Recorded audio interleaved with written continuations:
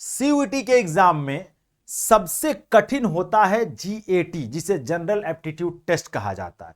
इसके कठिन होने का कारण यह है कि जब आप इसके वेबसाइट पर एनटीए के जाएंगे और वहां से जीएटी का सिलेबस देखेंगे तो वो सिलेबस और जो आपके एग्जाम में पीवाईक्यूज आते हैं उन दोनों को जब आप मैच करेंगे तो आपको बिल्कुल भी समझ में नहीं आएगा। सिलेबस को एक पेज में, एक से भी आधे पेज में रख दिया गया है, जबकि एग्जाम में क्वेश्चन हर एक पोर्शन से पूछे जाते हैं। आज इस वीडियो में मैं उस डिटेल सिलेबस की बात करने वाला हूं जो जीएटी में आपके एग्जाम में आता है। 2022 से लेकर के 2025 तक हर साल सीयूटी के एग्जाम में हमने पेपर एनालिसिस किया है और उस पेपर एनालिसिस करके आपको एक डिटेल सिलेबस बनाया है कि किस किस पोर्शन से जीएटी में क्वेश्चंस आते हैं। तो इसी चीज को आज इस वीडियो में बताने वाला हूं, ध्यान से समझिएगा, अंत तक देखिएगा, आपके सारे डाउट जीएटी को लेकर क्लियर होने वाले हैं। साथ में हम बताएंगे कि कैसे जीएटी को फोड़े कि आप 100% नंबर ला सकते हैं। तो आज मैं बात करने वाला हूं जीएटी की। एनटीए की वेबसाइट पर जाएंगे, जब यहां सिलेबस पर क्लिक करेंगे तो आपके सामने जीएटी का सिलेबस 2026 का इस तरीके से खुल करके आएगा। साथ में हम 2025 के सिलेबस को भी देखेंगे कि क्या दोनों में बदलाव हुआ है और अगर कुछ बदला है तो क्या बदला है। 2026 के सिलेबस को, सबसे पहले 2025 के सिलेबस को देखते हैं। 2025 के सिलेबस में जब आप आएंगे तो आपको यहां लिखा मिलेगा कि आपसे क्वेश्चन पूछे जाएंगे किन किन टॉपिक से। General knowledge, current affair, general mental ability, numerical ability, reasoning, simple application और बेसिक मैथमेटिकल कॉन्सेप्ट से क्वेश्चन पूछे जाएंगे। Logical and analytical reasoning, general science और एनवायरमेंटल लिटरेसी। यही 5 टॉपिक जो है, 6 टॉपिक आपको यहां देखने के लिए मिलेंगे। 2026 का सिलेबस देखते हैं क्या कुछ बदला है कि नहीं बदला है। तो 2026 में भी आप देखेंगे तो general knowledge, current affair, general mental ability, numerical ability, reasoning, logical analytical reasoning, general science और एनवायरमेंटल लिटरेसी, यानी सेम सिलेबस है। पर क्या इसी से क्वेश्चन आते हैं? जनरल नॉलेज का मतलब क्या, करंट अफेयर का मतलब क्या, जनरल मेंटल एबिलिटी और न्यूमेरिकल एबिलिटी का क्या मतलब, किन किन टॉपिक से क्वेश्चन आएंगे। तो एक एक टॉपिक बताऊंगा, ध्यान से देखते जाना वीडियो को और अंत तक देखते जाना, सब कुछ समझाऊंगा आज आपको इस master CUET general test strategy में। सबसे पहले मैं बात करता हूं what is a general test. General test होता क्या है? जनरल टेस्ट बेसिकली आपको प्रॉब्लम सॉल्विंग मेथड सिखाता है। जनरल टेस्ट आपको आने वाले सिचुएशंस में किस तरीके से आप प्रॉब्लम को सॉल्व करेंगे उसे सिखाता है। जनरल टेस्ट आपको टाइम मैनेजमेंट सिखाता है। जनरल टेस्ट की जब मैं बात करता हूं तो 3 पिलर हैं जनरल टेस्ट के। सबसे पहले आता है general knowledge and current affair.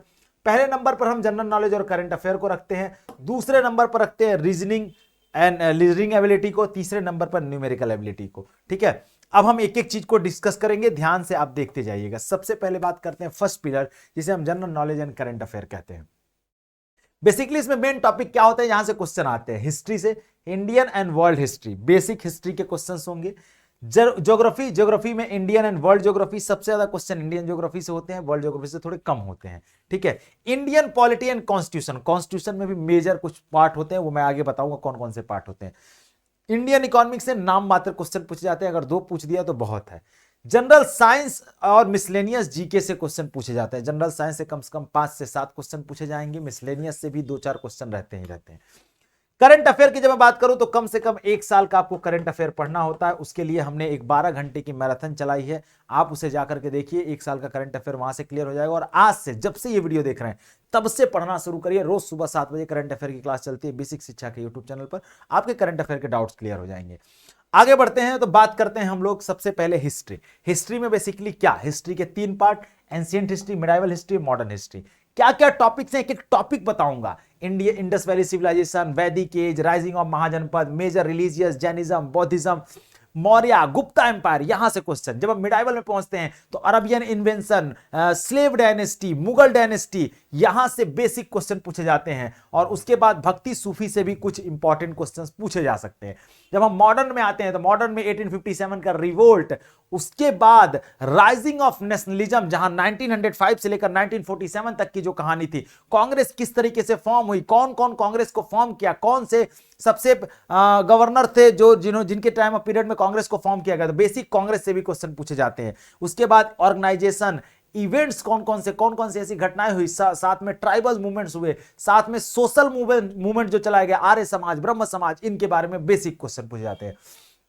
जब हम ज्योग्राफी की तरफ आते हैं तो ज्योग्राफी को अपने प्लेनेट को समझना है, बस उससे ज्यादा कोई क्वेश्चन नहीं पूछाते। वर्ल्ड ज्योग्राफी में आपसे universe, solar system, continent, oceans, major river, major land, major river, उसके बाद मेजर लेक्स, उसके बाद मेजर डेजर्ट, ट्राइब्स, इनसे क्वेश्चन पूछे जाते हैं वर्ल्ड ज्योग्राफी में। इंडियन ज्योग्राफी में जब आएंगे तो फिजिकल फीचर्स इंडिया के, इंडियन ज्योग्राफी के, रिवर्स पूछे जाएंगे, लैंड्स पूछे जाएंगे, प्लेट्यूज पूछे जाएंगे, साथ में आपसे पूछा जाएगा लेक्स कौन कौन सी हैं, साथ में आपसे पूछा जाएगा एग्रीकल्चर, इंडस्ट्रीज और सेंसस 2011 मैंने यहां मेंशन किया है, 2021 अभी हुआ नहीं है तो इसलिए 2011 को ही हम बेस मान के चलेंगे, ठीक है। और सेंचुरीज, नेशनल पार्क, ये ज्योग्राफी से क्वेश्चन पूछ जाते हैं। जब हम पहुंचते हैं पॉलिटी में तो पॉलिटी में बहुत simple question, making a constitution से लेकर के फंडामेंटल राइट, फंडामेंटल ड्यूटी, साथ में डीपीएसपी, साथ में आपका पार्लियामेंट, लोकसभा, राज्यसभा, राष्ट्रपति, फिर स्टेट लेजिस्लेचर में हम आते हैं तो आपका विधानसभा, Vidhan Parishad, legislative assembly, legislative council,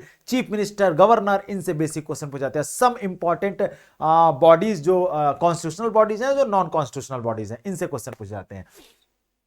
कुछ इंपॉर्टेंट अमेंडमेंट होंगे और साथ में कुछ इंपॉर्टेंट आर्टिकल्स पूछे जाएंगे। इंडियन इकोनॉमी में बेसिक इंडियन इकोनॉमी पूछा जाता है और NITI Aayog, new economic policy, budget पे अगर कुछ क्वेश्चन पूछ दिए गए तो पूछ दिए गए। जब हम मिसलेनियस में आते हैं तो मिसलेनियस में आपके biggest, tallest in India, in world, important book, award, honours, international organisation, important date, national symbols and major research centres, इनसे बारे में क्वेश्चन पूछे जाते हैं। इससे ज्यादा क्वेश्चन आपके नहीं पूछे जाएंगे। ये हमने फर्स्ट पिलर को डिस्कस किया। जीके जीएस में जब हम बात करते हैं इंपॉर्टेंट टॉपिक की तो आपसे अवार्ड्स पूछे जा सकते हैं, मतलब किस तरीके से आप उसको कवर करेंगे, कौन कौन से टॉपिक को, ठीक है। उसके बाद आप क्या करिए, वर्ल्ड करंट अफेयर से थोड़ा बहुत इंटरेक्शन बनाए रखिए, करंट अफेयर की बेसिकली बात करेंगे। रिस्पॉन्सिबल सिटीजन में हिस्ट्री, कॉन्स्टिट्यूशन, इकोनॉमिक, इन सब चीजों से, और क्विक थिंकर पर भी फोकस रखिए। ये सारी चीजों का एक निचोड़ में बताऊं तो सुबह करंट अफेयर की क्लास चलती है 7 बजे, आप उसको कर लेंगे। स्टैटिक जीके के साथ साथ आप करंट अफेयर भी बेहतर करके चले आएंगे, तो इसलिए इसके लिए बहुत परेशान होने की जरूरत नहीं है। ये सबसे जीएटी का कमजोर पार्ट होता है, जीके जीएस और करंट अफेयर सबसे कमजोर पार्ट, सबसे मजबूत मैथ, फिर रीजनिंग, फिर जीके जीएस, ठीक है। हम आगे बढ़ेंगे और बात करते हैं second pillar, pillar of second, जिसका नाम है रीजनिंग एबिलिटी। रीजनिंग एबिलिटी एक लाइन लिख दिया गया, लेकिन इसको डिटेल में अगर देखेंगे हम तो क्या क्या पूछता है। जनरल मेंटल एबिलिटी, जिसमें हम आपका नंबर सिस्टम से क्वेश्चन, मतलब नंबर सिस्टम मतलब मिसिंग नंबर से क्वेश्चंस रहेंगे, सीक्वेंस से क्वेश्चंस रहेंगे। नॉन वर्बल में हम आते हैं तो प्रॉब्लम सॉल्विंग, ठीक है, एनालिटिकल, लॉजिकल रीजनिंग, इन 3 पार्ट से पूछे जाते हैं।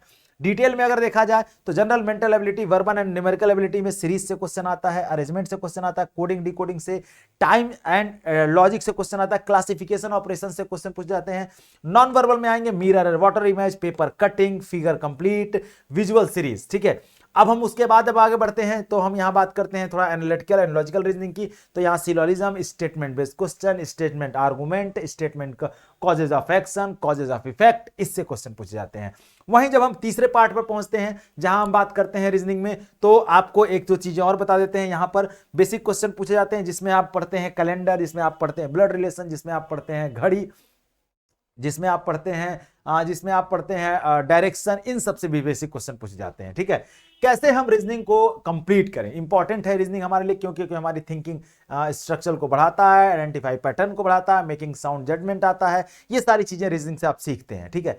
तीसरे पिलर की हम बात करते हैं जिसमें बात करते हैं हम न्यूमेरिकल एबिलिटी। न्यूमेरिकल एबिलिटी बहुत इंपॉर्टेंट है, इसको भी हम कई पार्ट में बांटते हैं। एक अर्थमेटिक होता है, algebra, geometry, mensuration and modern math, ये पूछा जाता है। अब इसके पार्ट को अगर हम एक एक डिवाइड करें तो अर्थमेटिक में number system, HCF, LCM, simplification, ठीक है, उसके बाद cube, roots, percentage, simple, profit loss ratio, percentage, ठीक है, time, work and speed, time and speed, ठीक है। बेसिक ज्योमेट्री के question, coordination geometry, surface area, volume, cube, cone, इनसे क्वेश्चन पूछ जाते हैं। जब हम आते हैं अलजेब्रा की तरफ, basic algebra, sequence, AP GP, basic trigonometry, probability, statics और डेटा इंटरप्रिटेशन, इतने सादा टॉपिक्स हैं जो आपको कवर करने हैं। और सबसे बड़ी बात, इन सारे टॉपिक से जो क्वेश्चन पूछे जाते हैं उसको करने के लिए आपके पास सिर्फ और सिर्फ 60 मिनट का समय रहता है। Total number of question 50 question पूछे जाएंगे। इस 50 में कम से कम 20 क्वेश्चन मैथ के पूछे जाएंगे। यही बच्चे फंस जाते हैं, क्यों? क्योंकि हम टाइम मैनेज नहीं कर पाते हैं। हमारे पास समय रहता तो हम सारे क्वेश्चन कर लेते, पर समय ही नहीं है। और अगर आपने अभी समय को नहीं पकड़ा तो फिर आप समय को नहीं पकड़ पाएंगे। अभी जाइए बेसिक शिक्षा ऐप डाउनलोड करिए और जुड़िए हमसे हमारे कोर्स में, हमारे हौसला बैच में, जिसमें आपको बेहतर तैयारी, बेहतर सुविधा और साथ में एनटीए बेस्ड पैटर्न पर मॉक टेस्ट दे रहे हैं। वही मॉक टेस्ट आपकी टाइम स्पीड को मैनेज करेगा। ठीक है, हम आगे बढ़ते हैं और बात करते हैं why is numerical ability important. क्योंकि आपको इंपॉर्टेंट इसलिए क्योंकि इससे सबसे ज्यादा क्वेश्चन, 20 क्वेश्चन कम से कम पूछे जाएंगे। ये आपकी मेरिट तय करता है, और जो बच्चा न्यूमेरिकल कर ले गया ना, वो कभी भी जीएटी में फेल्योर नहीं हो सकता। तो आज से आप शुरू कर दीजिए न्यूमेरिकल एबिलिटी रीजनिंग पर प्रैक्टिस करना, मेहनत करना, क्योंकि यही वो रास्ता है जो आपको आपकी बेहतर यूनिवर्सिटी ले जाएगा। एक फैक्ट मैं आपको बताता हूं, पिछले साल लगभग 7.5-8 लाख बच्चों ने एग्जाम दिया था, जिसमें से सिर्फ और सिर्फ एक बच्चा जो 250 नंबर में 200 के पार पहुंचा था, 250 भी नहीं पहुंचा।